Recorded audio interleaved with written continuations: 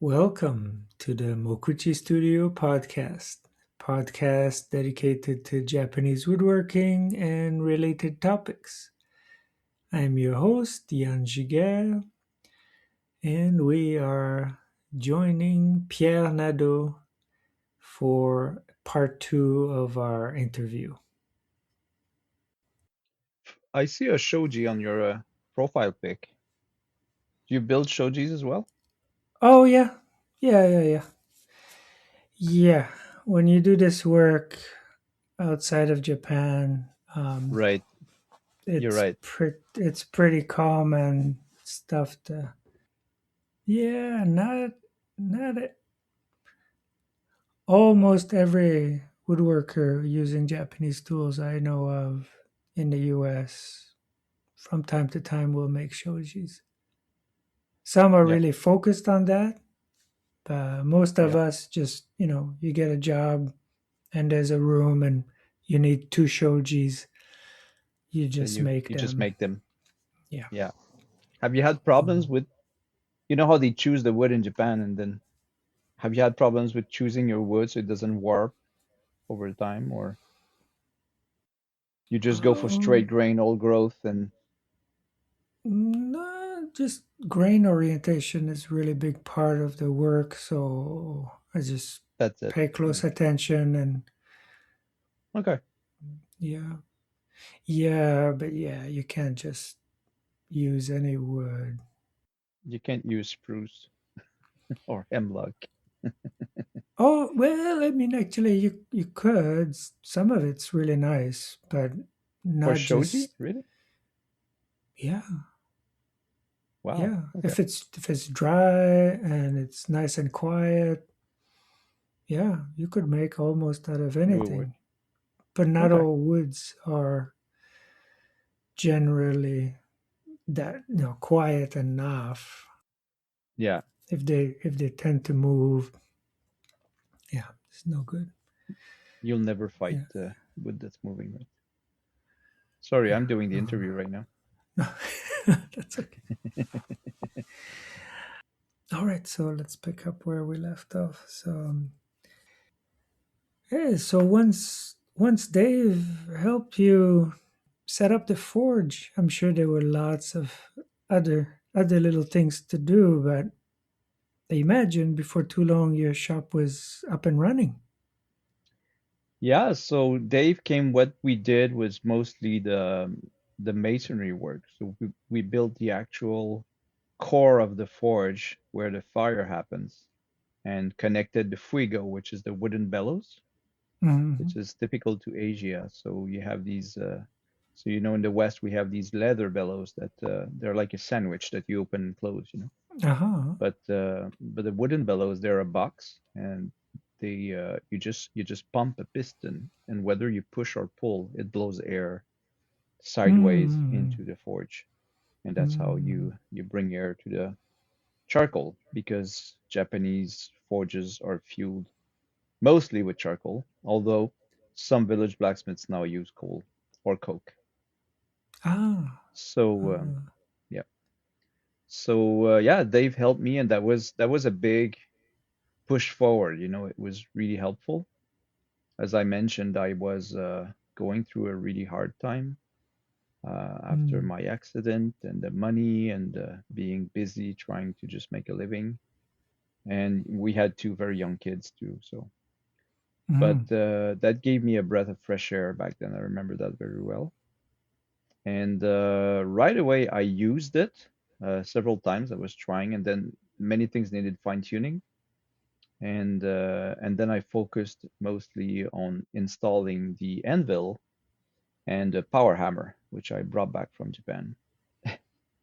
Now, Ah. a Japanese anvil is not just dropped on the ground like a Western anvil. You actually dig pretty deep, like 3, 4 feet, and you have Mm. a like 2 foot high wooden base with some compacted gravel at the bottom, and you put your anvil on top of that, and the anvil is Ah. basically 2/3 buried in the ground. Only 1/3 is coming out of the ground. One third of the iron part of the Of the anvil. actual iron part of the anvil, yes. The Yes, wood is yeah, yeah, completely yeah, underground, and yeah, two-thirds of yeah, the iron part of the anvil is underground. yeah. And that's for when you're using sledgehammers and like very heavy forging.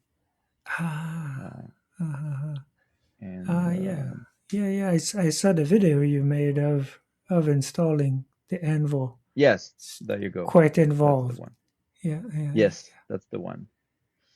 And I Mm. think after that, or maybe before, I don't remember the order, but then I installed the power hammer.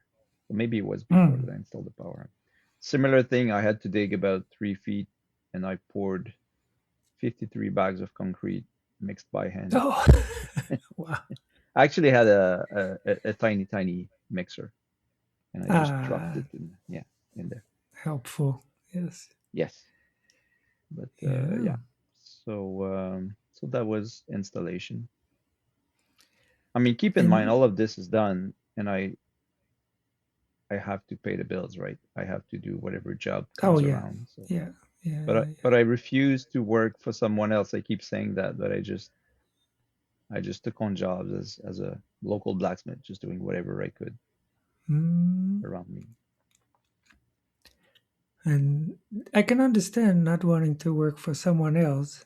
I know for myself, but what is your reason not to pick up a So start a job for a little bit and then it's interesting. You asked the good questions, and I like talking with you because of that. But because I ask myself the same questions, I'm like, it would be so simpler if I just went to work every day, come home at like 5, and I'm free. I don't have to think about work, right? I can just relax and do my own thing in my own shop, like many mm, people do actually. But for some reason, and maybe I'm wrong, but for some reason, I feel that the most important hours of my life, my productive hours, are basically Monday through Saturday during daytime. And this is mm, when I should be focusing on what's important for me in my life.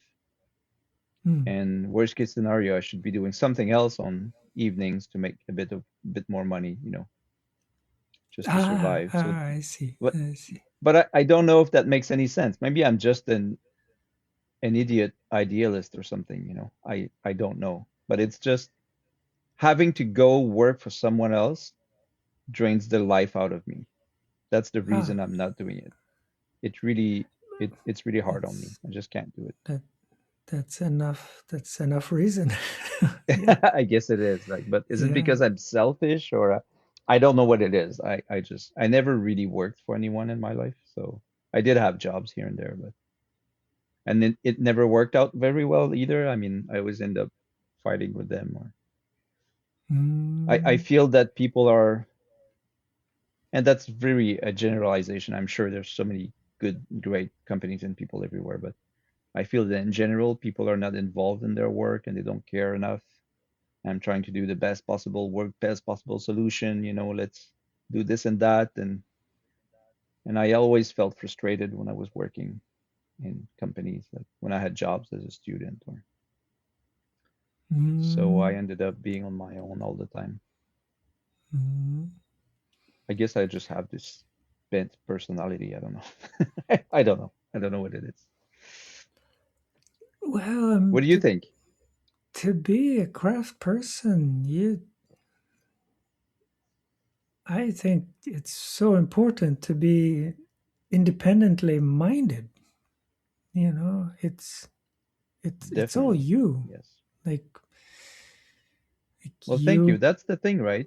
You you do like you can be labor in a factory or you can be like the brains in an office, but being a craftsman is both of them and more. Oh It's yeah, all of it. So yeah, I yeah, feel yeah, yeah. I have of course I'm biased, but I feel it's the fullest human you can be, you think, design, project, organize, manage, fabricate, order, and supervise, you do all of this when Hmm. you make stuff. And and that's what's super noble about it from my point of view. Yeah, yeah, yeah, yeah. it's quite wonderful to It is. find something, an occupation that you can throw yourself so entirely into. Yes. All aspect of yourself can, be thrown at it, and then Yes.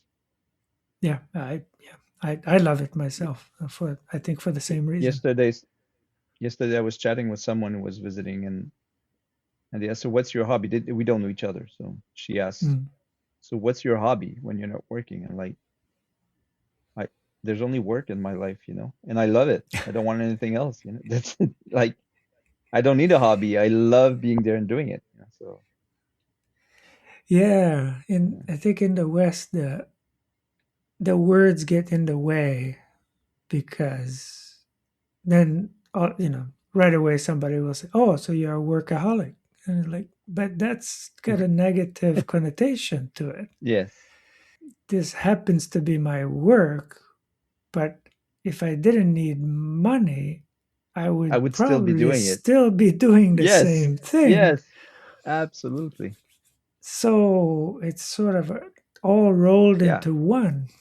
that's I it. don't know. And when people tell me that you need balance in your life, like I'm like, you only need that kind of balance if you hate what you do, and then you need to kind of resource your like, can you say that in English? Resource yourself, like recharge Res- or se ressourcer. to recharge, to Yeah, recenter. refresh, Yeah, yeah. recenter. And, You need to do and I something know, else on the weekend. yeah. In my teaching, I've taught quite a bit, and a lot of people take up woodworking to balance out the other Yes, aspect of their life. yeah, absolutely. Many, actually, most, seem like most students who are not full time woodworkers, they seem to really enjoy their, money making profession. Oh, they do. Well, that's interesting. Yeah, yeah. So Yeah, they're not looking for, you know, a way out. Yeah, necessarily a way out. Yeah, just want to balance. Some people, if that's you're at an interesting. office, all day long, Yeah, you may really enjoy going to the gym or going for a run, to yeah, ground yourself, to, use other part of your being. yeah, And then same with a lot of people doing woodworking as a hobby, is yeah. something to balance out, being at a desk all day, or that sort of thing. Yeah, That's like, I'm very happy to hear that. I have so many people around me who hate their job, oh, and I feel terrible every time I see that. I'm like, life is too precious to hate what you spend oh, most of your time awake on, right? that would So be so hard. Yeah, yeah, well, impossible for me. And that yeah. and that's probably why, and I want to put that. I just want to mention that um, the reason I'm so adamant about not wanting to get a job and work is because every work experience I've had when I was young was really bad, actually. It was not fun, not pleasant people. The work was not Mm, stimulating. But when I think mm, about it now, like it wasn't a career. If you become, I don't know, if you do something for real in a company and you get involved, it mm. it might maybe it's more stimulating and you actually get more value out of it. So my personal experience was negative. It doesn't mean it should be for everybody. Ah, yeah, yeah, yeah, yeah, yeah. So setting up your shop was like almost maybe 10 years ago. Yeah, so we built the building in 2015. Then I was recovering from my injury for like a year. I don't remember what year Dave came to help me, but it was probably 2016 or 17. And then, yeah, it took another year to get the anvil and the power hammer and the plumbing and the air and so many other details. And that's it. And then I would light it up once in a while. And then I set up also a Western forge, like standing using coal. So you have a Western Forge as well in the same building? Yeah. So when I moved back from Japan, I brought back two power hammers. Hmm. So there are two main types of power hammers, one called a belt hammer and the other one called a spring hammer. The Mm. spring hammer will have an equal force, even though if the material is thick, if you're hammering something that's very thick, Uh-huh. but a belt hammer has maximum power only on thin material. Huh. So typically, a belt hammer will be used for like knife making, like stretching knives or thin material. Mm.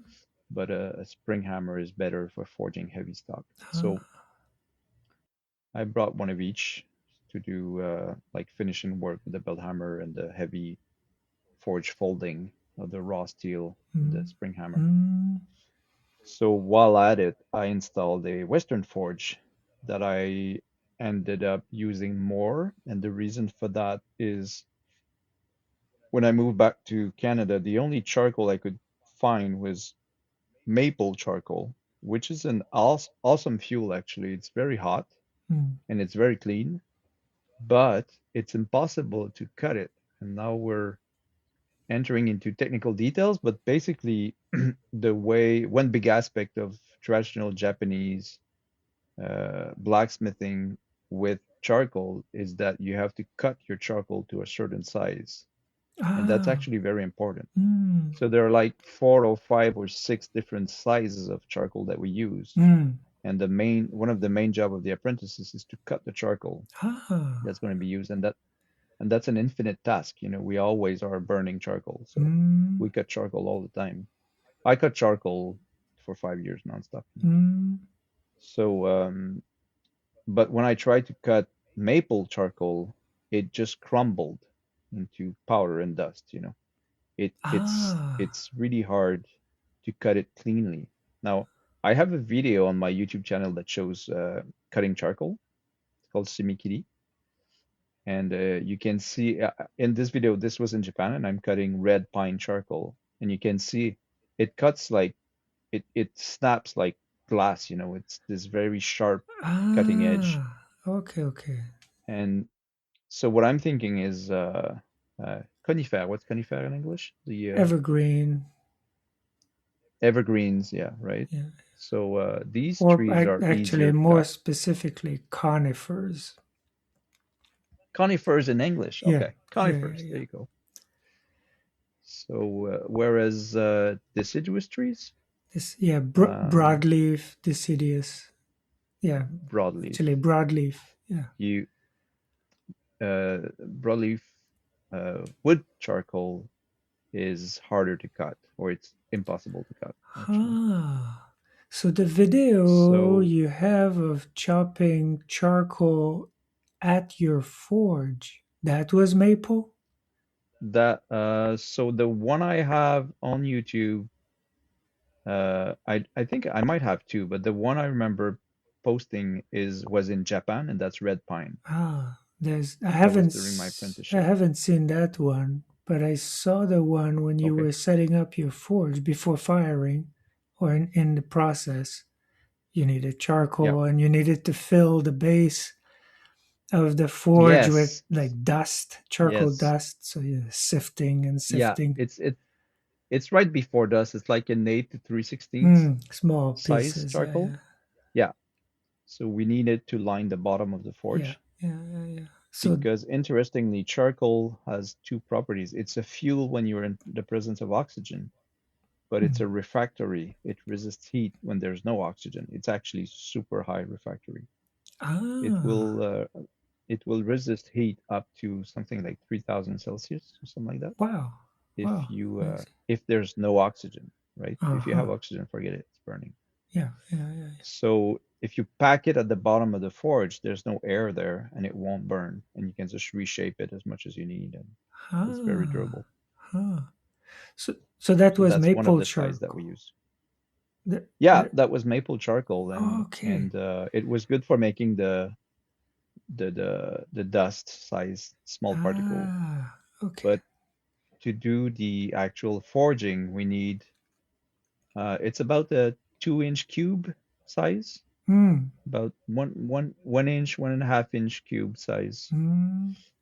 and and it's really hard to cut the maple charcoal. You get a very low yield is what's happened. So Hmm. you get like maybe 30% or 40% of your charcoal the size you want, whereas with red pine you get like 90% of the charcoal you want, Ah, the size you want, interesting. you know. That okay, that So explains why I was watching the video with I didn't know it was maple, but the sound of cutting the charcoal sounded kind of yes, odd. It wasn't yeah, clinky. It was there you go. So when you cut red ah pine, it's like ding, ding, ding. You know, ah it snaps cleanly. yeah But yeah when you cut maple, you hear like crumbling, you know. yes. Okay, so So that all right, that makes sense. So and I remember mention. you made the charcoal or So I remember mentioning that to Dave, the same Dave again, and he said, "Yeah, I'm making my own charcoal." So so Dave, being always the proactive guy that he is, uh, started making his own charcoal, and I was like, I'm already, I'm already trying to make the swords and trying to make my own steel by smelting it. hmm. Do I have to make my own charcoal? Like, how many careers do I have, in one lifetime? So, ah, so I kind of gave up on the Japanese forge for a while because of all these issues, mm, and I was using the Western forge more, mm, and uh, and that's like 2018, 2019, and then I'm thinking like I really want to up my skills, so I decided to start taking classes, and that was towards the end of my, you know, darker years of being burnt out, injured, broke, like mm, all of these things together. mm, And so I really needed just time for myself. So I started taking classes, and that's a scene I had no idea existed, but in the U.S. and in most of Canada as well, but it's very big in the U.S. You have schools, local schools organize classes like 1 week classes or weekend class in almost anything, right? And you teach yourself, so you know about this. oh, But that's in Quebec, that and kind of class. I see. Not a yeah, that's what I mean, right? okay. So Yeah, it's yeah, very yeah. common in the US, but in Quebec and in Japan, that's not a thing. It doesn't exist. So, and I come across a class by a guy that I really liked, Peter Braspennings. He's a blacksmith, artist blacksmith. So I was just like, let's just take that class. I'm gonna drive to Rochester and spend a week there just learning skills. Mm, And I did that, and that was a turning point in my life. That changed my life. oh, It was so, I'm gonna say that properly, rejuvenating. Rafraîchissant. rejuvenating. Yeah, yeah, yeah. Rejuvenating, yes. And I spent a week with like-minded people, just forging, learning, practicing, and it felt awesome. Now, I Mm, don't know if you've heard of how apprenticeship goes in Japan, but there's no teaching.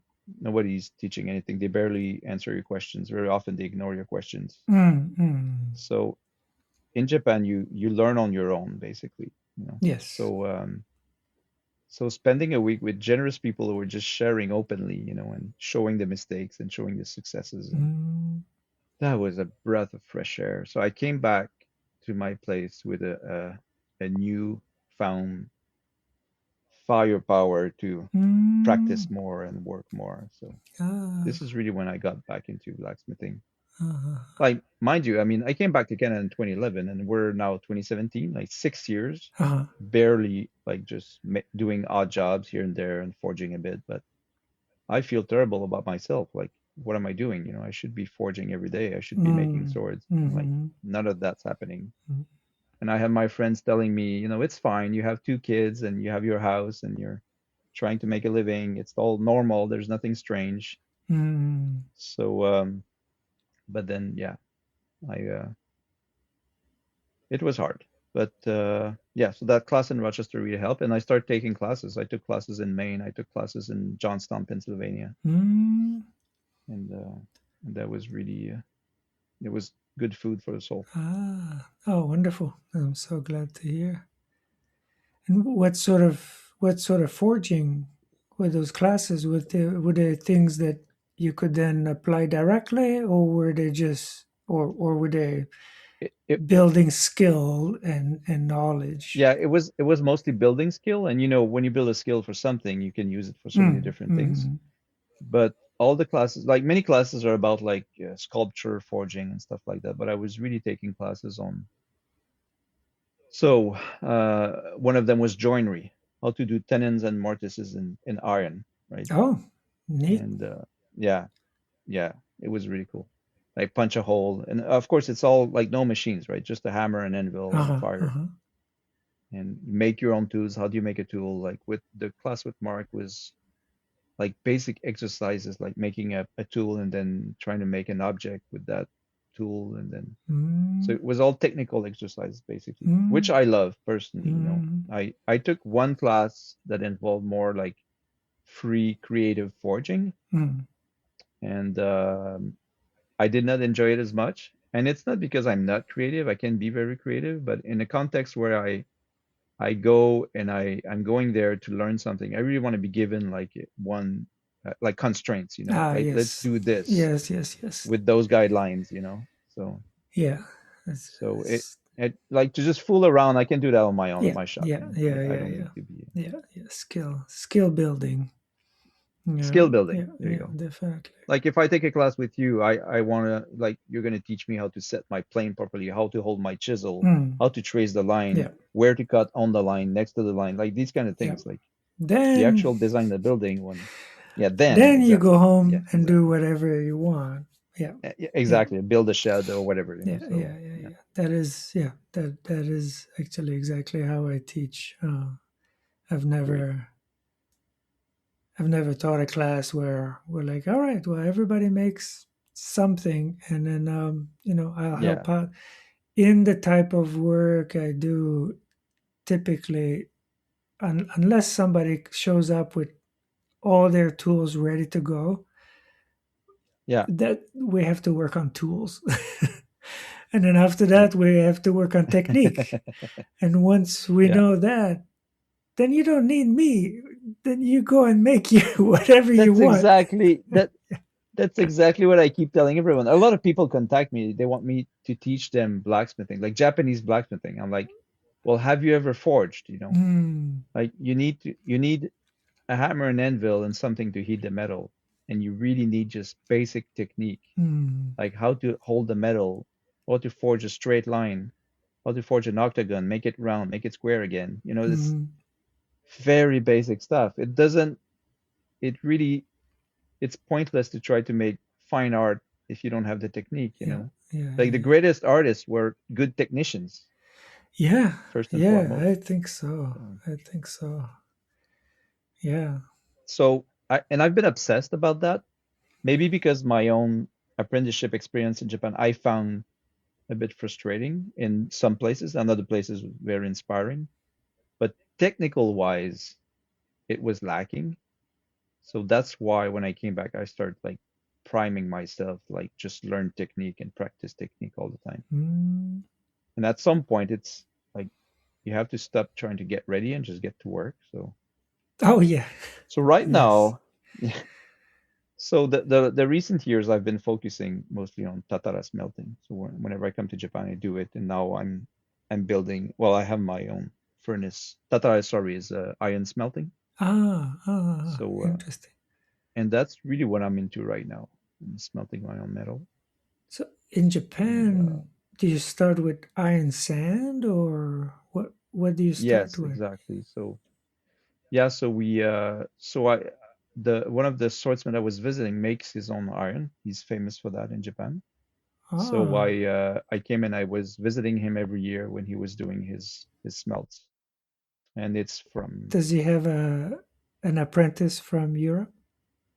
he does not Ah, know. different person. Okay. Oh, you mean Jesse? Yes. Jesse the Deshi? Yes. He's Canadian, actually. Oh, he's Canadian. Jesse's Oh, he's Canadian. English Canadian. Yes. English Canadian, Oh, yes. okay. Okay. Yeah, Okay. Jesse's really cool actually. And what's his name? They're both very cool. He's he's a kitchen knife Uh huh. smith Yes. actually. But And yes, they make their own he's smelts. always posting about making Yes, tamahagane. Yeah. exactly. And Yeah. then forging it Yeah. with guests Yeah. and Yeah. yeah, well, we chatted a few times. Ah. So no, I my mentor was a swordsmith. Hmm. And yes, so we start from iron sand that we actually gather in the mountains. illegally, I must say, because it's illegal in Japan to go in a mountain and pick up sand. Oh, But yeah, and yeah, and we smelt it with so broadleaf charcoal in that case. It's a bit harder, lasts oh. longer. What wood in Japan? So it's called zoki in Japanese, It's okay. and as much as we figured, it's a mixture of various hardwoods, actually. It's not one tree. Oh, okay. So Interesting. you don't know what you get, Huh. basically.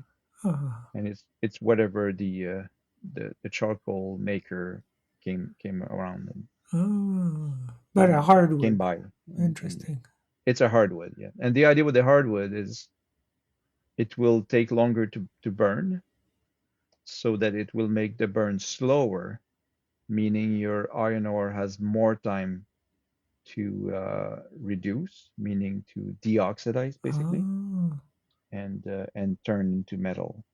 Because if it burns too fast, it will be hotter, but then it's so fast that you're. So basically, the way it works is you load the iron ore at the top of the furnace, uh-huh. and as the charcoal burns, it goes down and down and down into the furnace towards the bottom. Now, Hmm. if this happens too fast, for example, imagine you have no charcoal in the furnace, like, Ah, and you just drop the iron ore, it will just drop at the bottom of the furnace, then nothing happens. So it has to ah. come down slowly in the furnace to be exposed to both heat and carbon monoxide, and this Hmm. is what makes the transformation occur. And so if you use pine charcoal for this, it's a bit too fast, so we use hardwood to make it slower Ah. and Interesting. help. So I can use that's the fun part. So I can use my maple charcoal in Quebec to smelt. It's the Ah. perfect charcoal for that. It's very clean, very hot, and the shape doesn't matter as much. But then I'm building my own charcoal kiln, and which will be ready this spring to make my own red pine charcoal. So that's what I'm heading for this summer. And In red pine in Japan. no, in Quebec, in Canada, Oh, because I can't find it. Yeah, red pine. I didn't know that we had red pine we in do pain Canada. rouge Pin rouge. every in Quebec. It's all over the place. They this is what Hydro Quebec used for electrical posts. Ah. It's Ah, red pine, the interesting. Okay, yeah. With pain rouge. It's not the bark is flaky, orangey. flaky. It's a bit, yes, reddish actually. When you look at it from afar, you really see the reddish hue in the Ah, bark, yeah, yeah, and yeah, even yeah. in the needles. Ah, And when you cut it, the how do you call it? The nuts, or ner, yeah, the knots, the nuts, not they knots. seep resin. The knots, Ah, okay, they seep resin nonstop. So if you make like a floor of red pine, uh-huh. it's ridiculous. It's just it pops through the varnish or whatever you have on there. So you have to use like shellac or something to seal the nuts before you do anything on them. It's really dense and packed with resin, though. The wood, right, is heavy. It is harder. It's way harder than white pine. Ah, It yes, still is a yes, softwood, and when it dries, it becomes very hard as well. yes. Okay, okay. But it's not the like the BC red or the Western red because these are cedars or they're Oh, spruce. yeah, They're yeah. fir, I think. Yeah, Douglas completely fir. different Yeah, tree. yeah, yeah, yeah, Yeah, Douglas fir. Yeah, yeah. completely different tree. Hmm. Ah, Yeah. so So red. and the only reason I'm doing that is because in Japan we use red pine charcoal, and Hmm. I'm gonna use red pine charcoal in Canada. But as you know, they have the same name. Doesn't mean they're the same tree. So I'll see. Yes, yes, but from the Yeah. description, they sound actually similar. That's what I think. A bit denser, a lot of resin, Yeah, so it should be hot, and it's a conifer, yeah. so I should be able to cut it cleanly. I know. Mm, I'll let you know. I'm gonna try hmm. this summer, and if that Ah, goes well, then wonderful. I'm firing up the Japanese smithy again, the Japanese forge again, Ah, and so mm-mm. I'm gonna give up. Well, not give up, but use less the Western forge. W- Do you think it would be too expensive to import pine charcoal from Yeah. Japan? So when I moved back to Canada, I looked into that. I said I could bring one container, right? Uh-huh. Just do it Yeah. once and Yeah. have charcoal for years. Yeah. And for some reason, I probably don't have the right wording or the right connections to do it, make it happen. But it was like it was considered a fuel, and it was Ah. like crazy. It was like 50 grand just for the insurance and stuff like that. It was Ah. ridiculous. Like Ah. it would have cost me like 100 grand. It was Yeah. ridiculous. Interesting. And and it's just carbon, right? It's not a Yeah. fuel. It's a fuel, but I mean, Yeah. it's Yeah. not Yeah. Yeah. gasoline, So Yeah. so anyway, so I gave up on that. And I thought also part of me was like, it's crazy. Like why carry stuff around the planet? Yeah. Like, come on, I can make it happen. I can make it happen locally, Yeah. There's wood with there. stuff I have around. Yeah. There's wood. There's even iron ore, So Mm. I really want to make it. I always think that I brought back the know-how from Japan, but I really want to make it locally, you know. Yeah. So I think with that's with fantastic. Yeah. Yeah. yeah, Yeah. Yeah. even people importing wood from the West Coast to build something in Quebec. I think at first I thought it was the coolest thing because Porterford cedar and Douglas fir, Yeah. they're Yeah. these beautiful old growth trees. I think it's nuts now. I think it's indecent in these days to do something like that. So Well, yeah. On the East Coast, it's really tough uh, it is. with this work. Anyway, I had started to work out a system to use wood of the Northeast, but it's involved. Yeah, yeah, yeah, yeah. So my intuition is not wrong. Like the wood in the Northeast is, I'm going to use these words like lesser quality. It's maybe Oh no, faster no, growth and it's it's no. what it's different. So that's the basic thing. It's different. There are different species. They have different growth habits. On the West Coast, there's an amazing abundance of straight trees, large size, rot resistant, Yes. essentially what Japan was gifted with Right. originally. Yeah. Yes. Yes. So on the West Coast, really easy to come, I mean, relatively easy to come up with somewhat local material and build a Japanese house. Yeah. It's, Yes. it's way more work than in Japan because there's no support system. You have to source everything and mill everything yourself. You can't So call, you're milling it yourself? Wow. well, not from trees, although that would Mm. be handy. But in Japan, you can call a lumberyard and buy ceiling panels already sequenced and Yes. made. Whereas here, the Yes. process starts with like, okay, well, let's find a piece of wood big enough. This, right? Exactly. Let's find. Yeah. You're showing me the ceiling in your room in Japan. Yes. So here it starts with having to find a piece of wood big enough that will yield enough panels for one room, Yes. and then have that milled or mill it yourself, and then dry it, and then finish mill it, and then hand plane it, shape it, and then hand It's plane a it. lot more work. So Yes. it's so much work. So that's just how it has to be done here typically.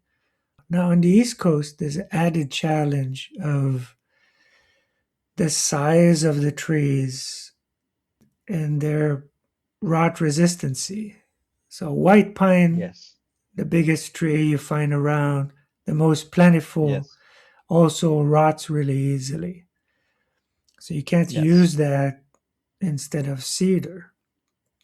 You Yes. just can't. But you can use it in some places. Then you have, anyways, that's a kind of a long topic, but Yes. it's Which I enjoy. But much yes. more involved in the Northeast if you're going to use local material to build in the Japanese style. Now, it's possible, and I was working out how to do that. But and then I moved to the West Coast, so somebody else will have to pick that up. Um, I think Jason Fox in Maine uh, Yeah. is working out what to do with in Maine. Yeah, He's very hardworking. He has many projects up front and he's always at it. So yeah, I think he will succeed. yeah. So then, what kind of work have you been doing when you're not forging a So, sword? yeah, yes. So I've been mostly taking on restoration blacksmithing work. So when I accepted that I was not making swords for these years, I limited myself to some as close as possible, something Uh, that was. So I didn't want to start making, railing. I'm not against railing. It's just that I don't want to be a welder, So mm, so I thought, how can I do traditional blacksmithing? And no one's going to hire me to build something architectural with traditional means. It's just way out of budget, especially in Quebec. It's just there's no money for that. So mm, I looked into restoration, and that's really interesting because I have to work on work that's roughly 100 years old in Canada. And it was the mm, mini golden age of ironworks in Canada, in Montreal mostly. So there's a lot of work that's never been maintained, basically, and it's in very poor shape. So I made a name for myself to receive that work at my shop, take it apart, fabricate what's missing, and refinish it. And I actually enjoy doing that a lot. I've always enjoyed antiques, and it's really fun to look at how people were working back in the day, and I've learned a lot. mm, So that's been my main income for the past 10 years now, actually. mm. And but now I really have the itch to. I'm about to be 50 soon, Ah, and yes. and I made peace, and I made peace with what I did in the past since I came back from Japan. Mm, Basically, that mm, I had this goal of just. And I was in Japan. I was forging. I had my own smithy in Japan, and I was forging swords. And then I come back here, and I thought I would just keep doing that, and none of that happened mm, for so many reasons. mm, And I made peace with that. I'm okay now. I felt honestly, and I don't talk about this very often, but I talked about I should be forging. So I thought about I should be forging swords every single day for the past 10 to 15 years until maybe a year or two ago. I was like, today I shouldn't be doing this. I shouldn't be doing this job. I should be like mm, all the time. mm. And this almost turned into a psychosis. It's just Ah, at some point I was going crazy. Like it's mm, it's it's stupid. Nobody should be doing that. mm, It was like, what am I doing? Like I did all that in Japan, and I moved back here, and I built my smithy, and Dave came out to help me, and then mm.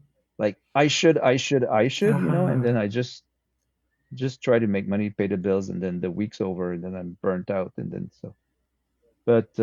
so yeah, I mean, I made peace with that. It's okay. I have a beautiful family. I'm blessed. I have my own smithy. I work on my own terms in my own shop, mm. and I do blacksmithing all the time. I mean, That's it's really not that bad. yeah, Like, yeah, it's really not that bad. yeah. So, but now I have that itch. Like, it's okay, but I do want to make swords. Like, Mm, actually, I even asked myself, like, do I actually want to make swords? Like, because I could give up. It's all right, and it's fine. People mm, change. mm. But I actually really like the challenge, and for me, and I mean, I'm going on and on. You stop me whenever you want, but for me, it's really not, and that's really interesting for me. It's like it's not about the swords. Like I've realized the reason I got into this in the first place was to do the medieval style blacksmithing. So it's the only tradition of blacksmithing that's preserved its techniques since medieval times. So we're Ah, using charcoal. The only addition, the only difference, like if a medieval blacksmith would come into my shop, the only thing that would be different is the power hammer, mm, which he didn't have. mm. But everything else is really as it was back then. I mean, of course, I'm using like refractory concrete and stuff like that, but he would recognize every tool, everything. He could start working right away. Mm. Whereas a medieval French blacksmith, for example, wouldn't know what to do with a modern forge with like a crank bellow or a crank blower and coal, and they didn't have coal. They were using charcoal in the medieval ages in France. So Ah, I see. so I mean, so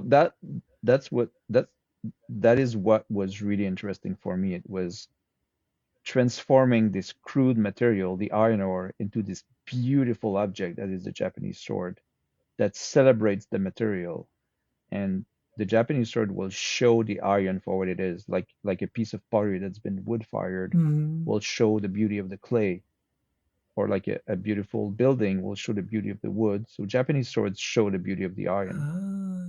and that's really what I'm about. And I love swords. I totally love them. If I didn't care for them, obviously I wouldn't bother. But it's not about making swords for me. It's about really researching, rediscovering how they did it in the Middle Ages, and to really, find all these missing pieces of puzzle. Mm. Because most of the knowledge, the golden age of sword making, Japanese sword making, was in the 1300s, 1400s. Oh. And ever since, the quality of swords have been going down ever since. Oh. And the lowest peak was, I would say, in the 1930s, 1940s. That was the lowest quality swords ever made. But since it's gone up a little bit, but we're still way below whatever they did in the Middle Oh. Ages. What happened after the Middle Ages? If I know, I'll be the most famous guy in the Okay. world. Okay. Like nobody knows what happened. No, Oh. like the main reason why we lost the knowledge is because society changed, and there were three big traumatic events in the history of Japanese swords. The first one would be Toyotomi Hideyoshi, the warlord, in 1596, if I remember correctly. He forbid normal citizens to carry swords. So only the samurai and Ah. merchants could carry short swords. Ah. And so the demand for swords dropped drastically. Oh. And also, right after that, um, well, the country was unified a few years later. And Ah. so there were a Yes. lot less wars. Yeah. So a lot of blacksmiths went out of work, and they started making something else. Mm. Then you get to 1868, and it's the Meiji Restoration, and the samurai class was abolished. Like samurai Mm. officially did not exist anymore, Mm. and everybody was forbidden Yeah. from Swords were from outlawed. carrying a sword in public, Yes. right? Yes. And then the third one was after Second World War, the Americans forbid the manufacturing, the ownership, and obviously the wearing of swords, like, or any weapon actually. Ah. So these three big traumatic events really drove many blacksmiths out of work. And when you have one guy who stops working and who doesn't teach anyone, you lose that knowledge that's been accumulated from Yes. master to apprentice for Yes. hundreds Yes. of Yes. years, right? Yeah. And it's happening a lot right now in the world. I'm freaking about that. I can't do anything about it. Mm. I see blacksmiths, like village blacksmiths who know how to make axes or saws, Mm. and they learned from someone, and who learned from someone. They've been making saws for 1,000 years if you go back Mm. the lineage, right? And now this guy dies, no one's learning from him, and that's it. We don't know how to make these saws anymore, and it's driving me nuts. Yeah. So Yeah. Well, I mean, you so we did you lose a lot of. you are carrying this knowledge forward. So so that's what I'm talking about. So we lost. I keep saying 80% of the knowledge about sword making throughout the past 700 years. So Mm. we lost a lot of it. So what I'm carrying now is what has been passed down through a handful of people, and I could name like three guys between 1900 and 1950 Mm. who really transmitted most of the sword making knowledge. Mm. And the knowledge I have is through these guys and through the efforts of modern smiths who rediscovered things, but we have no idea, and really we are clueless as to what they were doing in the 1300s, 1400s. Mm. And we look at the swords and we're like, people, there's this expression in Japan, it's like uchujin gatsukutta. It was made by extraterrestrials. It was Ah. it was made outside of it. It's just Uh-huh. it's out of this world. You look at it and you don't understand Mm. how they made that. And that's what's fun. Like my challenge in life is to rediscover that. Mm. So what I'm trying to say is my interest is less in producing like 15, 20 swords a year and sell them and just make swords, but it's really about the research and trying to rediscover what they did. That's really where my Ah. passion lies. So yeah, so that's also going to be my focus. Ah. So is that what kept you going and still keeps you going? Is that discovery? It Oh yeah, it's 100%. It's Mm, really so visiting craftsmen, exchanging ideas. I have this. I call him my brother. So we apprenticed under the same master, mm, uh, Sumiya Kenichiro, and we do research together on Tatara quite a lot, ah, and we challenge each other all the time. So mm, that's very stimulating. I love that. I really love that, and I have this appetite to do that more. So wonderful. and yeah, and Uh, of course, I mean, if I end up making a nice sword, I'll be really happy to show it around. But I just don't want. I don't want to make a sword just to make a sword. I really that's might be strange or selfish. I don't know, but I don't feel much interested. Just making shiny bars of metal just to sell them. I don't care. interesting. Yeah. Oh, that's so great. I really should be a millionaire. That would solve so many problems. It would probably create other ones, but Yes, I've um, seen that a lot. Yes. interesting. Wow, that's so fascinating. As I was going through some of your blog posts, there are a few things you mentioned that I'd love to share on the podcast. One of the things you mentioned was about shuhari, Yes. and if you could describe that a little bit. Yes. So when I'm gonna make this story longer, but I think it's interesting. It really is. So when I was going to university when I was younger, before going to Japan, I met this professor who was really into Japanese management techniques. So because of my interest for Japan, we became friends and we exchanged a lot. And he kept, while I was an apprenticeship in Japan, he kept sending me questions about to explain to him Japanese concepts, you know. Mm. And we ended up talking a lot about learning a la Japanese, learning how it's done in Japan, Uh-huh. because it was the most interesting aspect of the culture for me. And it's the one that felt natural for me. And I really like to talk about that because I think this is the one point, if there's only one, the one point that Western culture can profit from studying Japan. It's how they learn. So, just to explain the concept quickly, shuhari is considered three steps, but they're not really steps because they mix and they mingle and you can go back and forth through them. But it's three phases, if you want, of learning.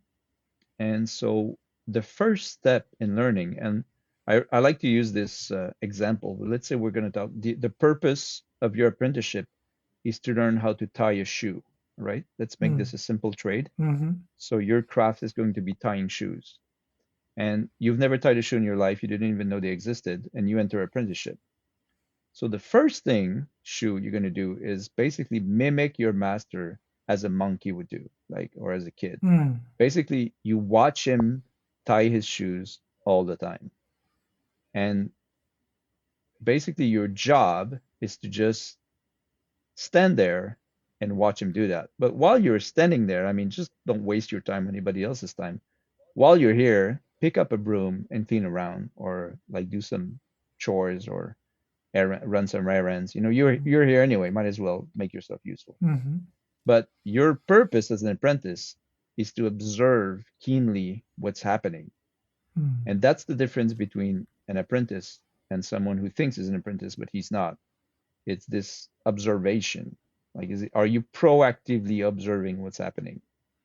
Do you see where he puts his fingers, his hands, his eyes, his posture? How is he leaning? Where does he put his foot? You know, Mm-hmm. where are the tools? You know, where are his is that laces? You know, where how are they hung? So you basically observe that, you know. And obviously we're talking about shoelacing Mm-hmm. here, Mm-hmm. but when you're talking about an actual trade, there's a lot going on. You know, Yes. where's the wood? How do you stack the wood? Where are the tools? How do you prep your tools? So everything he does every day is a huge source of learning. So there's no teaching. It's just the master working, the craftsman working in his environment, and you're allowed to be in his vicinity Mm-hmm. and you're allowed to observe what's happening. Mm. And your job at first It's to simply mimic that. Don't think about it. Don't try to reinvent the wheel. Just try to do like him. Whether you agree or not does not matter.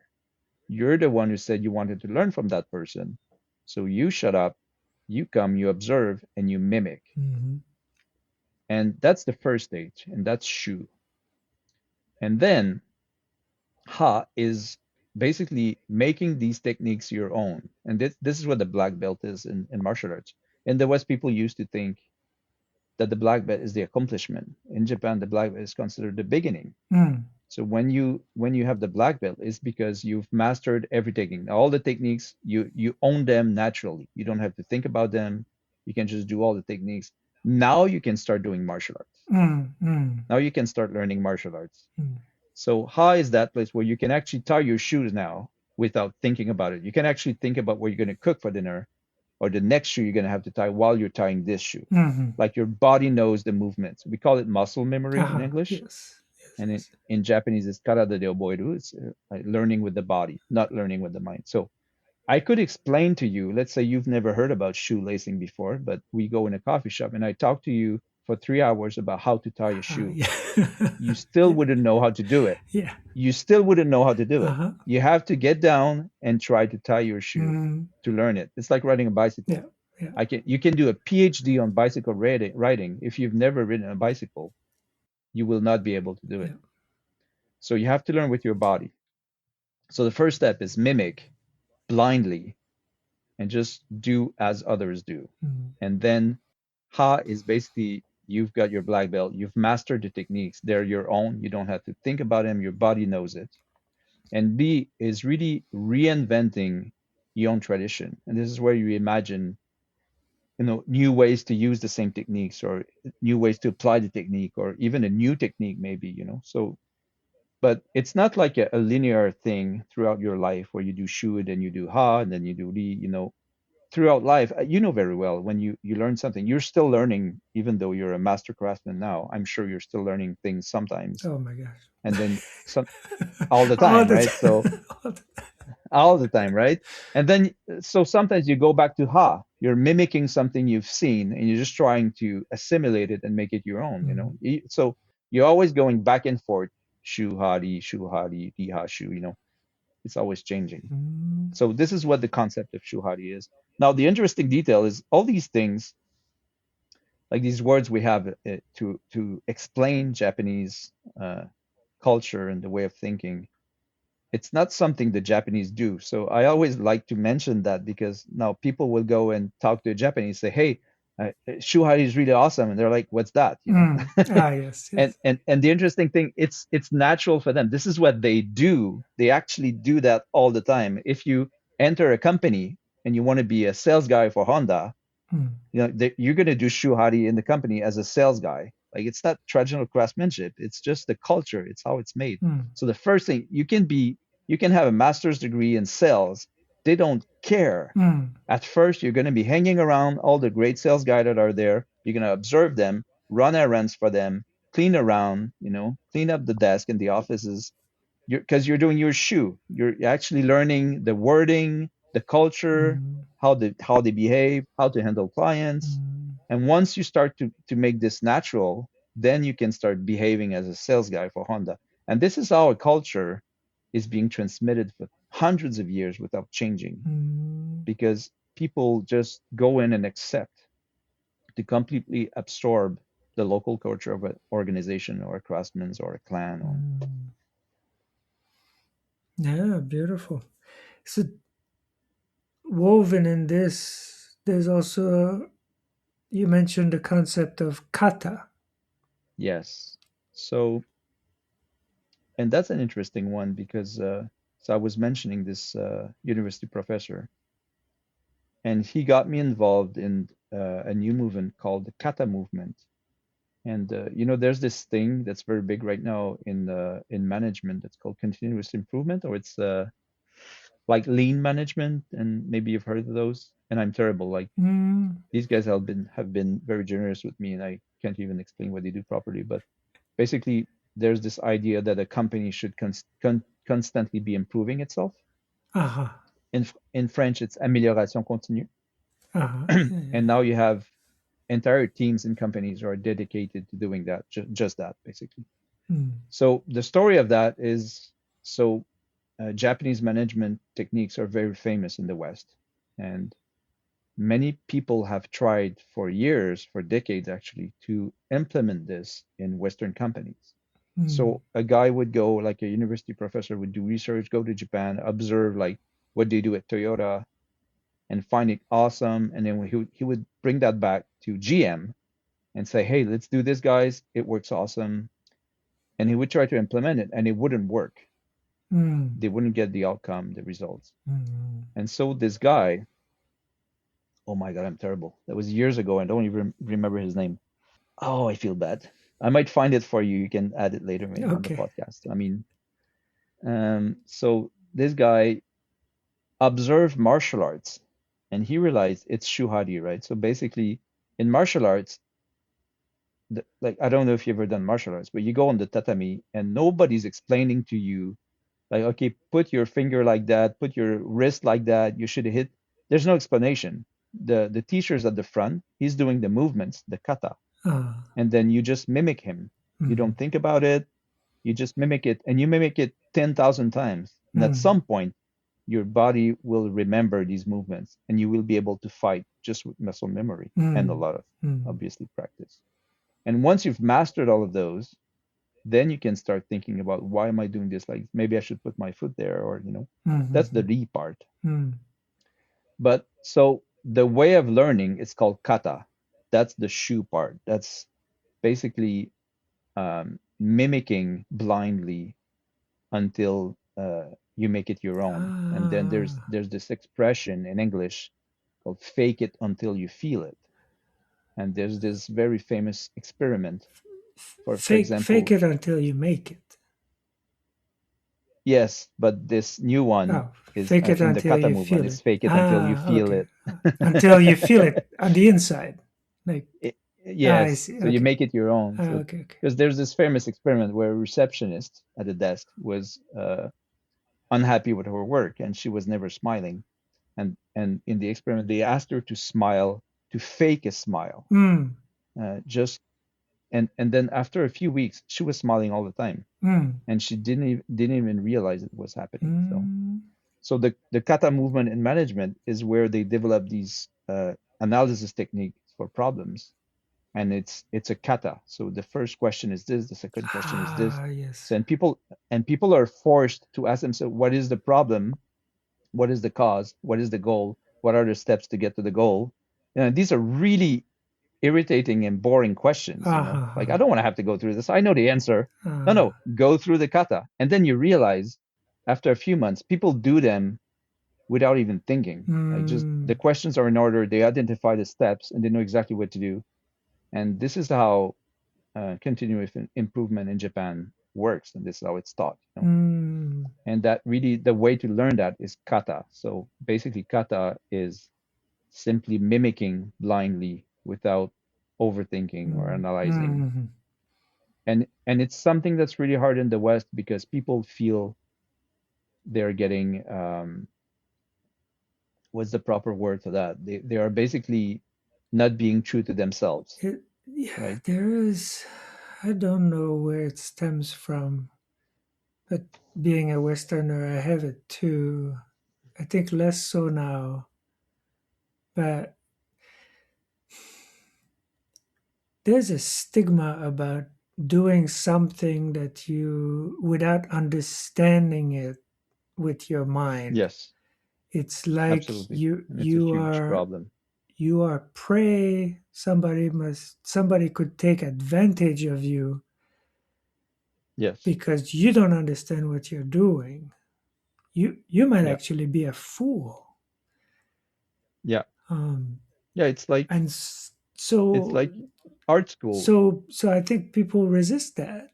I know until I met actually there's a couple of teachers, until I met someone who I saw his tools, the way he worked, and I'm like, okay, I'll do whatever he's doing, There you go. There you go. and it I don't need to understand it. Yes. If I And it's okay. It's yeah, I don't need to sorry. understand it. It If I just do the same as that person is doing with enough practice, I'm also human. I should be able to have similar result. 100%. That's exactly it. And there's a key point here that you mentioned is that you chose your teacher. You chose to mimic and follow someone you like the outcome at least, you know. Yes. And that's important, right? So but that's what I keep telling everyone is that people criticize Japan a lot or criticize how they do things. Like a lot about Japanese swords is like that. Like they shouldn't be making swords like that. I'm like, you praise the result, yet criticize the steps that lead to it. Mm. That doesn't make any sense. Yeah, You know, yeah, if you yeah, praise the result, shut up and walk in their yeah, steps, you know? And once you've made the most amazing sword ever, then you can start criticizing and making your own new yeah. steps, Mm. you know, which is the. Yeah, But I've never seen anyone do that yet because we don't know how they yeah, make good swords. So, yeah. It but yeah, is. trust the It process. is very Trust the interesting. Yeah, process.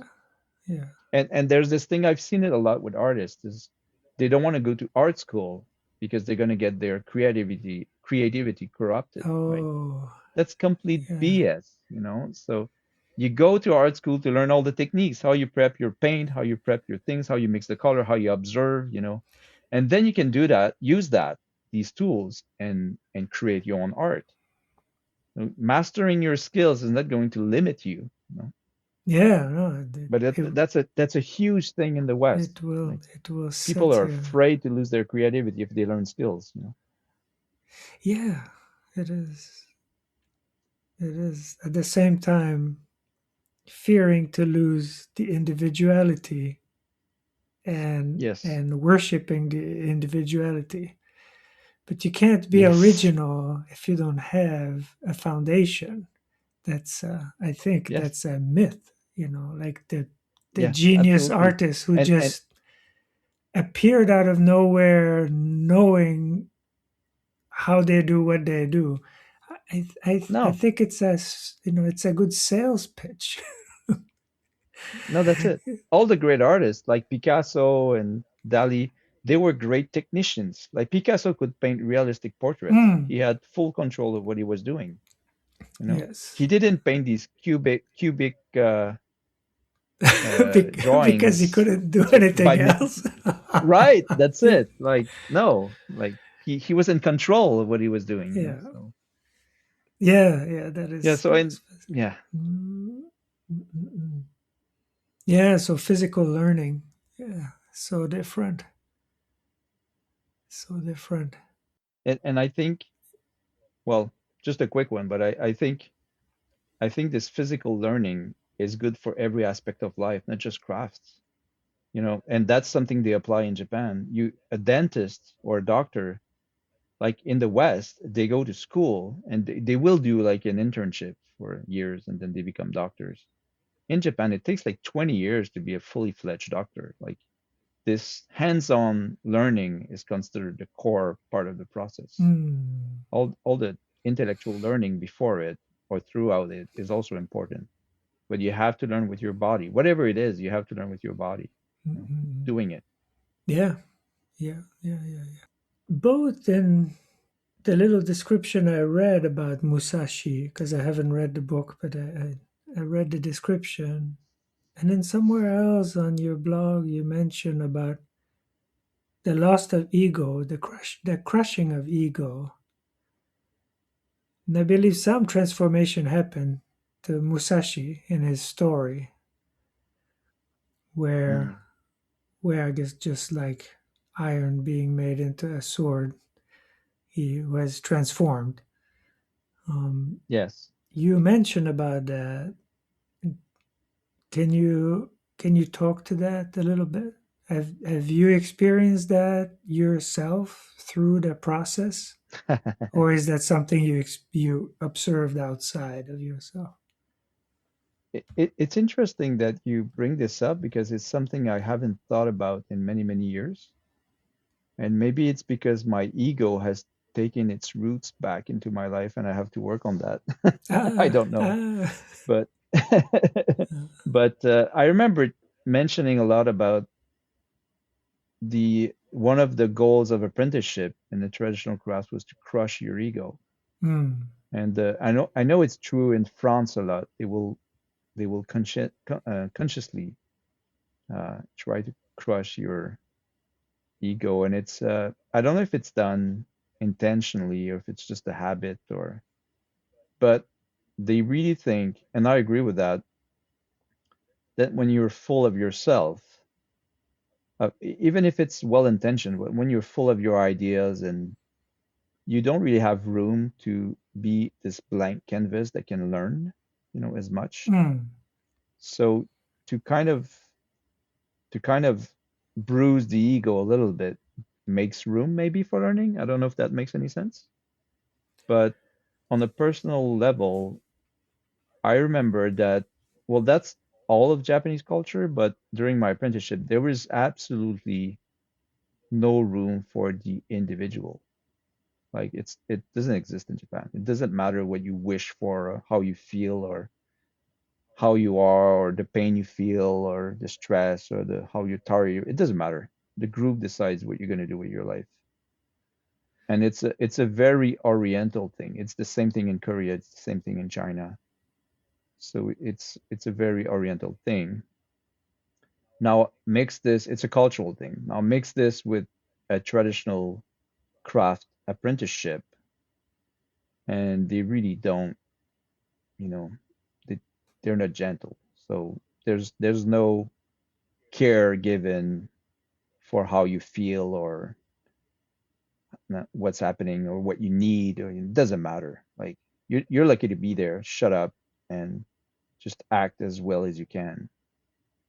And this can either be considered very hurtful if you have your ego in the way, or you can just feel thankful for being there and ignore, the harshness of how you're being treated.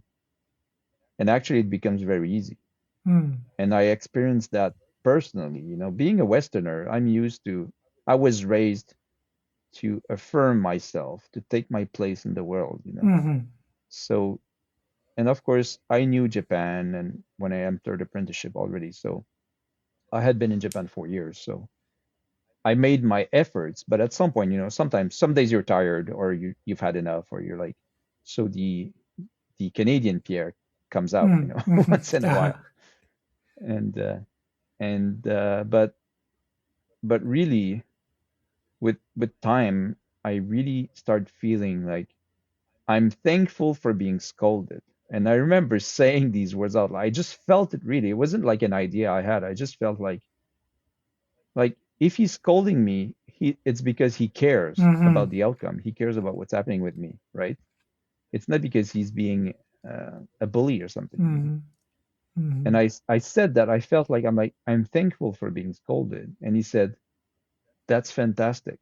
Like he was like, "You got it. This is Mm-hmm. it." Like he said, I felt very thankful for being scolded as well during my apprenticeship. Mm-hmm. And I was like, okay, so this is where it is. And when you're in that state of mind, you don't put your ego in the way.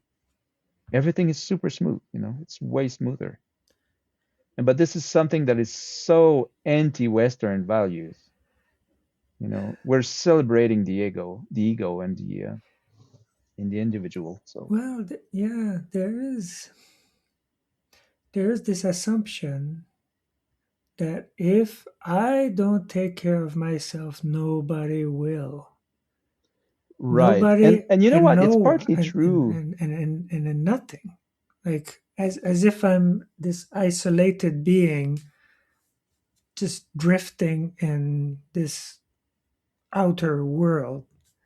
Um, Yes, and and it might be true in the West, in the sense that society doesn't take care of you as much as it would in the East. In Japan, society does take care of you. You're not allowed freedom. They control what you do, but they also make sure you're fine. yes, So if you're doing what you're supposed to be doing, exactly. If you're not, then you're gonna be dropped very yeah. fast. So But if you're doing what's expected, then you're supported. all around. Exactly. Yeah. Exactly. To the point that if you're actually just playing your role in the part that was given to you, your life is written down until you die, you know. Everything is fine. You're going to be taken care of. Mm, Like when the time comes, you're going to be given a promotion. If I'm talking about a company here, for yeah. example, but like you're fine, you know. You're okay. Whereas in the West, you always have to fight for every inch of income or safety or your place in the world, right? It seems I don't have a good grasp of the reality of living in the West actually, because the only job I've had was apprenticing to someone who was within the Japanese tradition. So Yeah. that yeah. So I don't know. I hear about it all the time, and I it seems so stressful that even though you're within Yes. an organization that you should watch your back or that you should Yes, and that you know, organization is going to drop you and like for no reason. That's crazy. or That's that yeah completely or that nuts. the complaint from another worker could get you in trouble, and there's all I mean that's a Yes, whole topic, and there's good reasons why things are the way they are, and it's a system and all that. um, that's it. but the idea that um, you are not safe makes it That's hard to crazy, right? relax. And Well, it makes it hard to focus on the quality of the work. And that's what I keep thinking about all mm, the time is that in Japan, people only have the quality of their work to focus on. mm, That's what's expected of yeah, them. So we'll take care of you. You'll be fed, you'll be housed, you're safe, there's no war, no disease, there's always a doctor ready if you're sick. Like society is taking care of yeah, you. You're fine. you, Don't worry. you Now, please do good work. you do your thing. Do good You work. do your thing. Everybody else That's is it. doing their thing, and you do Exactly. And yours. that's the key Yeah, point. And everybody else is doing their thing as yeah, well. So it's a system. yeah. So it is hard for the individualistic Westerner that I am in part, you know. Mm-hmm, I get Japanese culture and appreciate it, but I was raised the way I was raised. So mm-hmm, sometimes in Japan I feel I'm choking a bit because of mm-hmm, how society expects me to move, you know. mm-hmm, And I try to remain on the fringe of society in Japan mm-hmm. so I don't choke too much. Uh-huh. And I look at how Japanese friends I know, how they work in companies all the time and they work 6 days a week. And I'm like, I could never do that. Like I can't. But But you could forge 6 days a week. I could for 7 days a Yeah. week. So I just love it. yeah, yeah. But that's not So work. is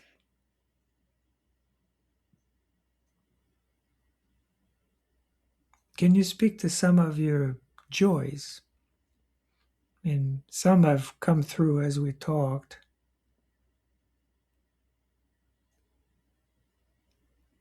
Can you point to the type of joy you're It's referring to? I'm speaking of a joy it's more than I like chocolate cake. That brings me joy, not that kind of. I mean, Hmm. that's fine if that's your joy. I You mean my joys in general in life? What brings me joy? yeah, yeah. Oh yeah, yeah.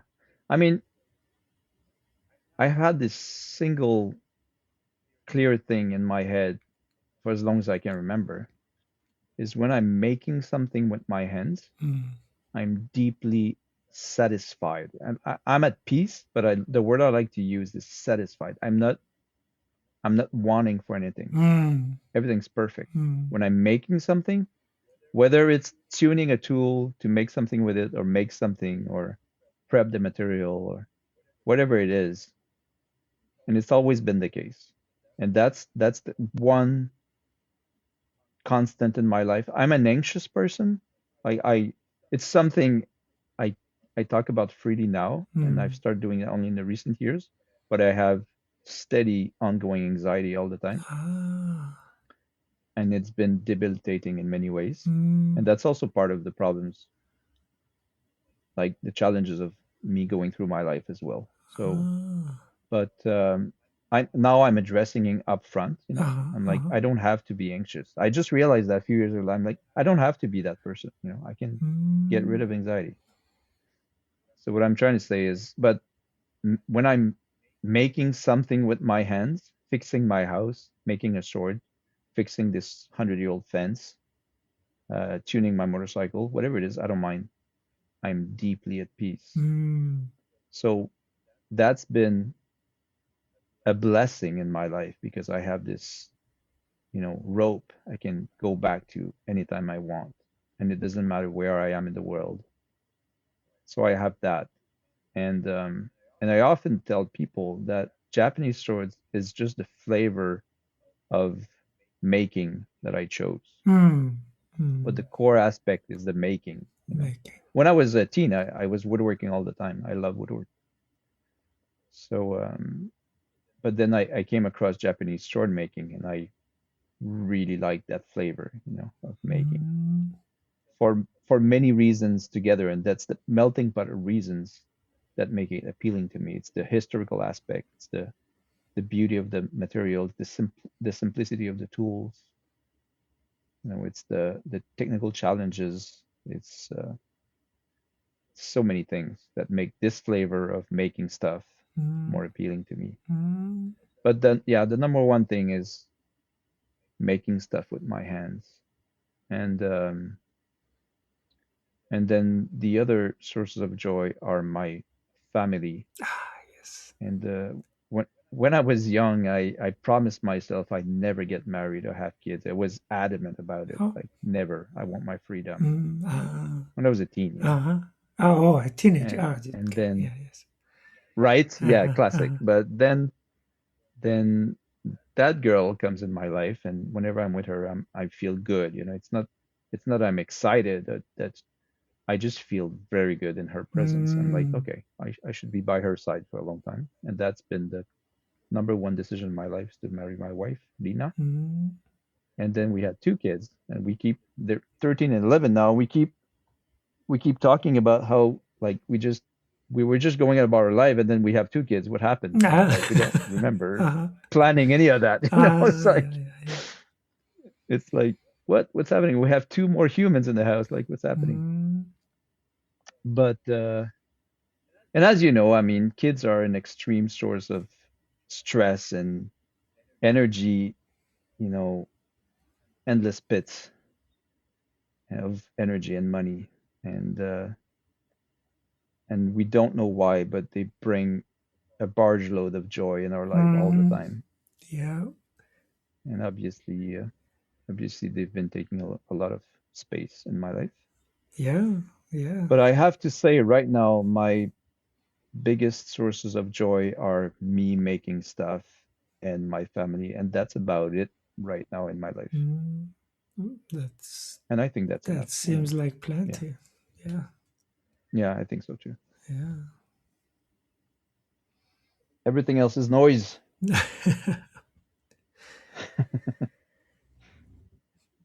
So you're coming to the the main Japanese woodworking festival this summer. So for many years, I've always looked into Kezurokai, so Ah, yeah. these plane shaving competitions in Yes. Japan, and then of course I came across what you were doing back in the days, and then what Jason is doing in Maine. And I thought this looks cool, but I'm like, the reason I didn't go was mostly because I have too many side projects, Ah. and I've decided to really focus. If I'm doing something, I'm gonna do swords. You know, I'm Mm-hmm. gonna do the charcoal making. I'm gonna do the smelting. Uh, Like it's really fun, but to go out there and spend 3 days, I'm like, but I really want to go and love it. So uh, so and then Jason contacts me and he says, "Hey, you're nearby, and I want to build a Japanese smithy. mm, So can I come look at yours?" I'm like, "Come over, man." So mm, he comes with his wife, instant friend, and right away we hit it off like supernaturally. And we talked about my smithy for a day, and he drove back home, and we kept in touch a bit. I was asking him how it was coming along, you know, and and I'm both impressed and a bit discouraged for him. Ah, have we lost the connection? We lost the connection. Come on, let's get back on track. This is probably recording right now, so when you listen to me, this is what's happening while you can't hear me. Are you back? Are you back? I You're back. Yeah, I didn't leave, but yeah, I know. but I didn't So hear any of what you said after you talked with Jason after he got back home after visiting you. yeah, so Jason and I kept in touch, and I was asking him about the project. And there's one thing I observed with Jason is that I felt like knowing myself, I felt he has too many projects up front, Mm, but he has the drive. Like I mean, he's at it all the time, so I'm mm, I'm quite impressed. And he really wants this to be a traditional Japanese smithy, so he wants to use the charcoal, and so that's commendable. That's awesome. So I'm looking forward to see how that's coming along. And so he invited me to to give a lecture, and I'm really excited to just be there, hang out with all these beautiful humans, and talk about something. And then we were discussing what the topic should be, and I think so. As we're recording this podcast, we're still thinking about it, but uh, I think that what I want to talk about is uh, is the nature of steel used in Japanese tools. Why? mm. Oh, that sounds fascinating. Yeah, I think it's going to be fun. Like, I mean, I could talk about swords, but I don't think it's fun, but it's kind of out of context for this gathering. Yeah, I'm sure So, many people would enjoy it, but the yeah, the but I think we link should keep focused. the link to tools, Yeah, um, yes, exactly. how, like how sad swordsmiths are about so much knowledge having been lost over time is something as Yes. woodworkers when the swords were outlawed in Japan was a Yeah. blessing for us woodworkers because so many swordsmiths took up tool making and they made amazing tools. uh, So, do you think that that's an actual thing? You don't think that they were already toolsmiths in Japan before then? well, there must have been some people making tools, but then the swordsmiths who were not gonna make swords anymore, Yeah, they got into they still tool had making. bills to pay. I imagine, Yes. and Yes. I imagine if you can make a sword, you can probably make a chisel after a little retraining. Yeah, and I that's an interesting point because a lot of people ask me over the years to make them knives, Mm, and every time there's a part of me also that's selfishly not interested in knives. Like I like knives like I like anything else in my life, but I don't have a particular interest in knives. mm, And I think now it's clearer to me, but I've mentioned it before, my interest in rediscovering traditional sword making techniques, right? It's really the historical blacksmithing aspect. So like just to make a knife, like there are so many good knife uh, makers out there. Like why would I start to do something else? Like yes, so yes. it's like if someone would come to you and Mm, say, "Can you make me a boat?" You know? mm, Well, I'm a good carpenter, but I'm not a marine carpenter. It's a completely different game. yeah, yeah, And there are good ones out there. Like please go see yeah, them. yeah, yeah, yeah, yeah. Exactly. So Yeah. Keep your so focus. I've never exactly, yeah. So I've never made knives for that reason. And it's not and most importantly, it's not because I know how to make swords that I know how to make knives. It's a different ballgame. Yeah, and yes, I could retrain myself, but I'd rather use that energy and focus it on swords Mm, than start yeah. doing all sorts of things, on the side. Mm, mm. Yeah. Fantastic. So so yeah, so Have you been to the Takenaka Carpentry Tool Museum? I visited when they were still in that tiny building, that little two-story tiny building in Kobe, long Okay. time ago. I One day I Yeah. will visit the new location. It looks, from all the pictures Yeah, I've I seen. I haven't been, so Ah, it looks incredible. yeah, yeah, it looks Yeah. amazing. Yeah, and I thought actually that museum was so interesting when I first saw it, that it wasn't only about woodworking. There's a huge focus on blacksmithing On because tools. tool making. Yes. And I thought, oh, Well, that is you don't so. have any tools without the blacksmith.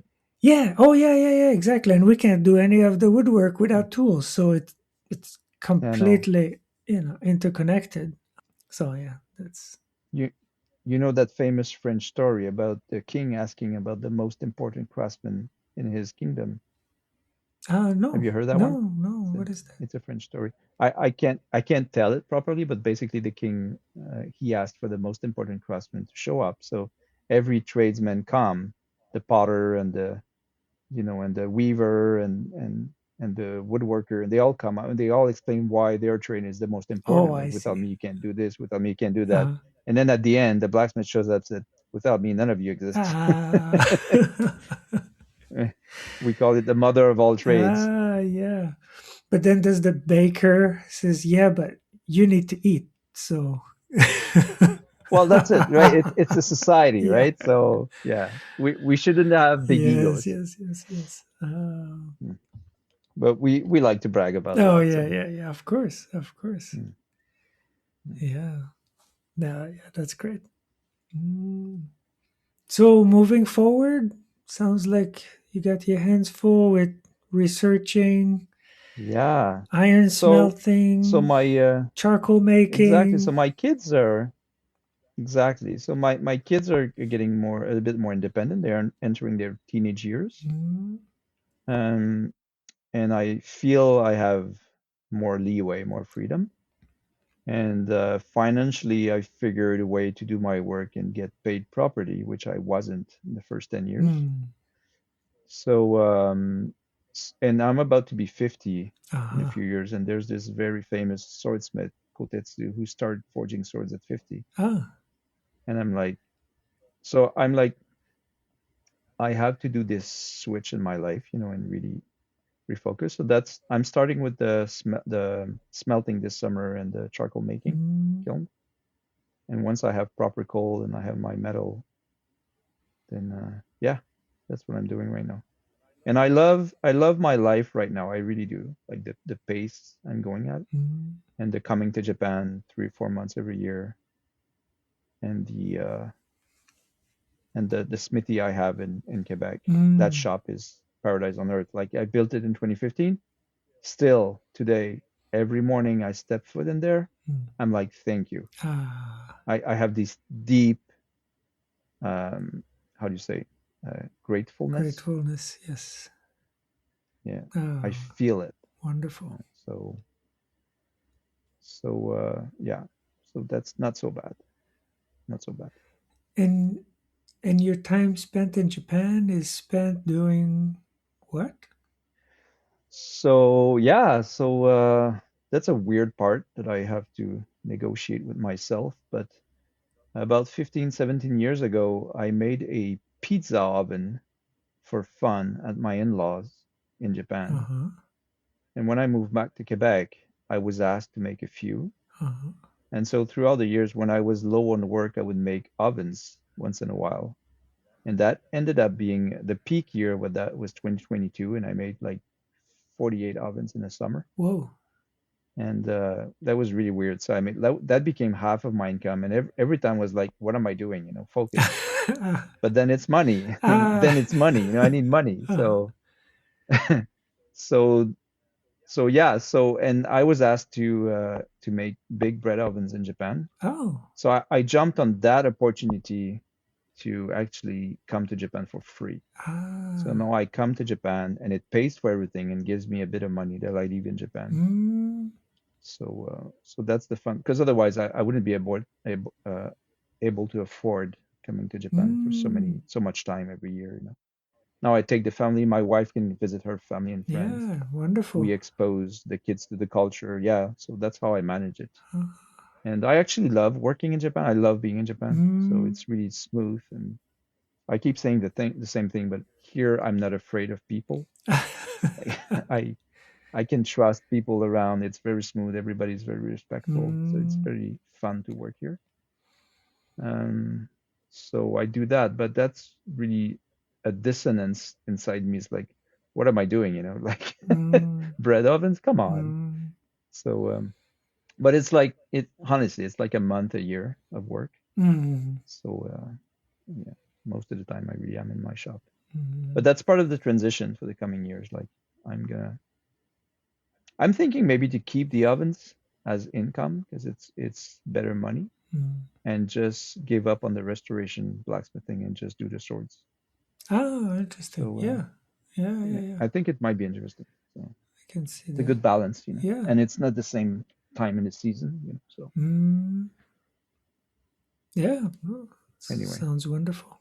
com I'm a I'm a complicated person, as you can see. I don't know.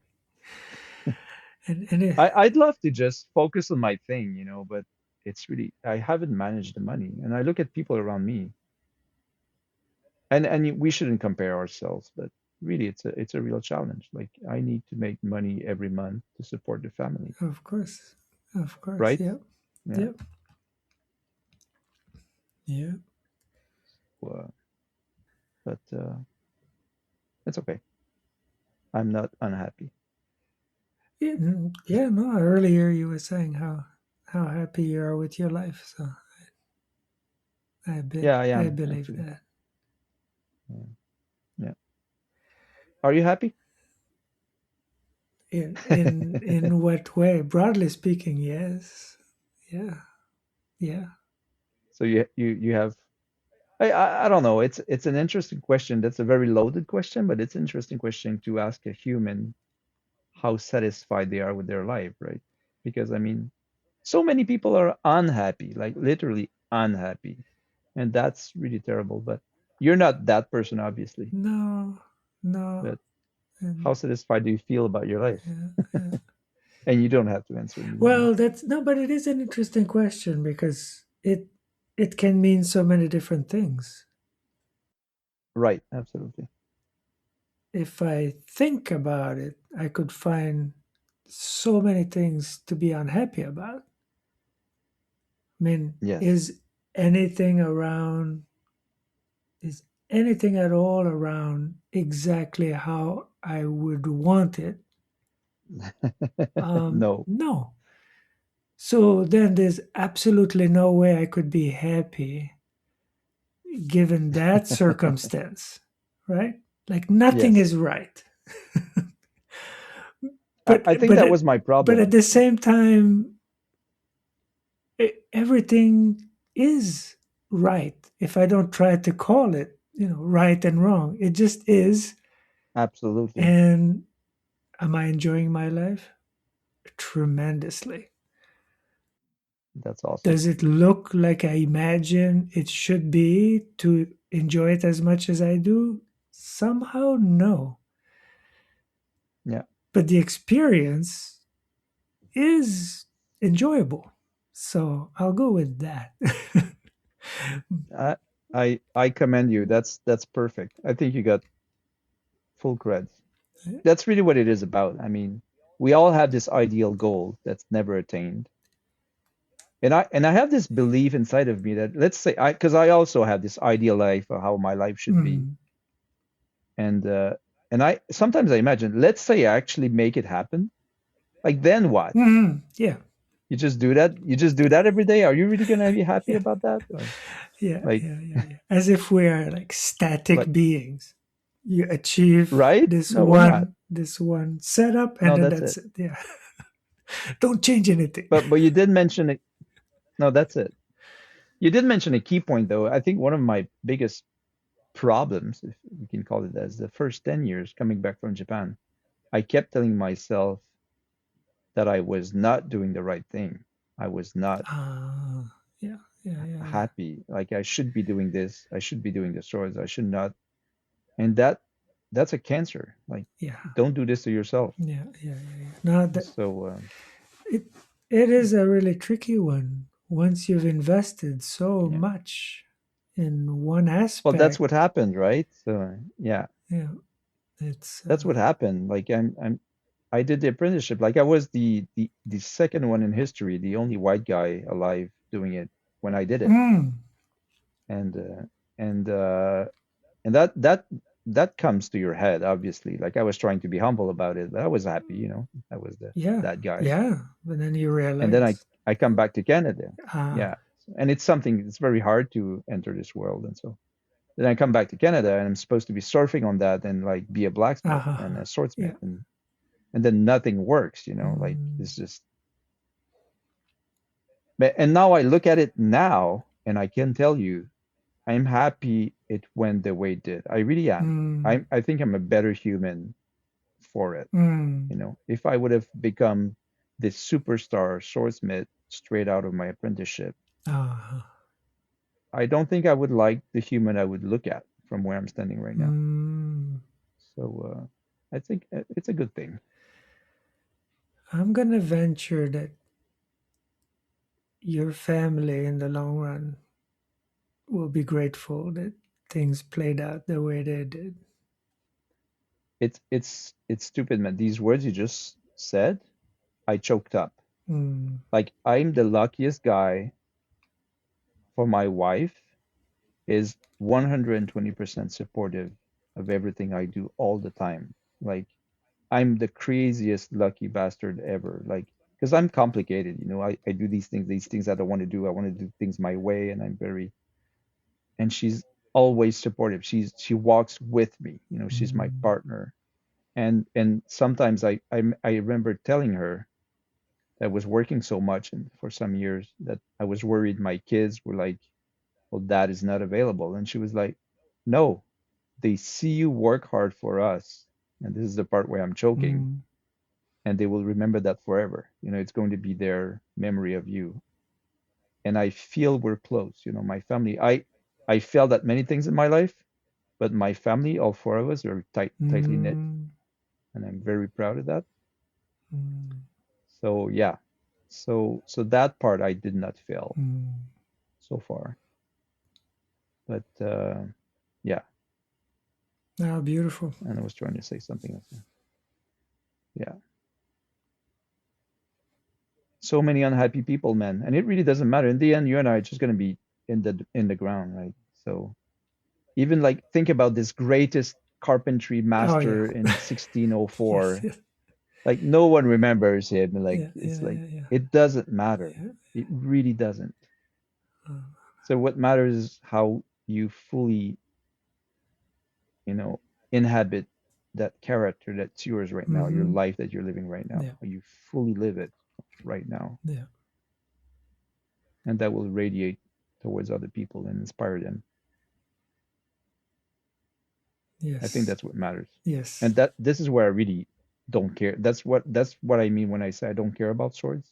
Mm. It's because compared to the importance of being a human Ah, yes, in this present moment, yes.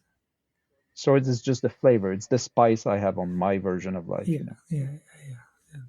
First, there's this human experience, but then you can't just be in that experience by itself all day, every day. So, may as well do No, something, that's it. right?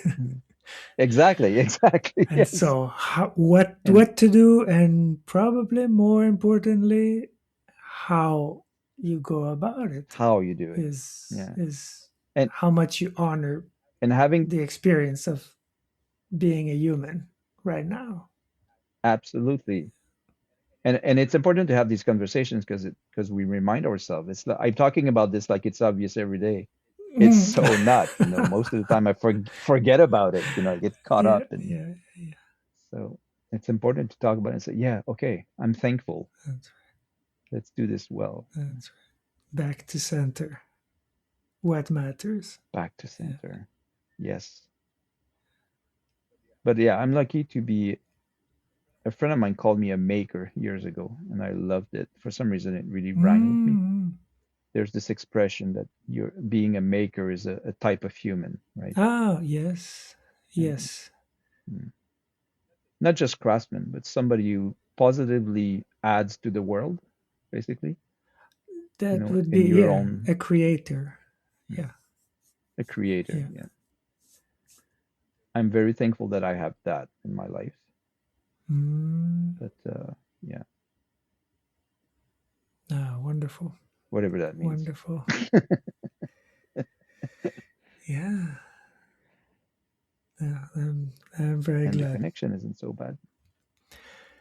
Well, So, do you do you build houses all the time? So, what do you do nowadays? well, it's not. I think we've spoken for long enough. That can be for another session. Well, when we meet this summer, Yes. maybe. So I very much look forward to seeing you in person this summer in Maine. Nice. Thank you. Me too. Yes. I'm very excited to be there. Yes, Actually, yes, yes. it's gonna be fun. Many people are very excited to meet you. And Oh, that's awesome. yes, yes, yes. I don't know what that's worth, but Oh, also, I mean, what I'm excited about is the quality of humans that will obviously oh, gather there, it's right? So, outstanding, right. outstanding. Yep. I very much look Great. forward to being there myself. Awesome. All right. Well, Thank you. Thank you so thank you so much. much. Yes. All right. Well, thank you so much, and I will see Thank you. you this summer. See you this summer. Thank you, Jan. Merci beaucoup. Hey, mon plaisir.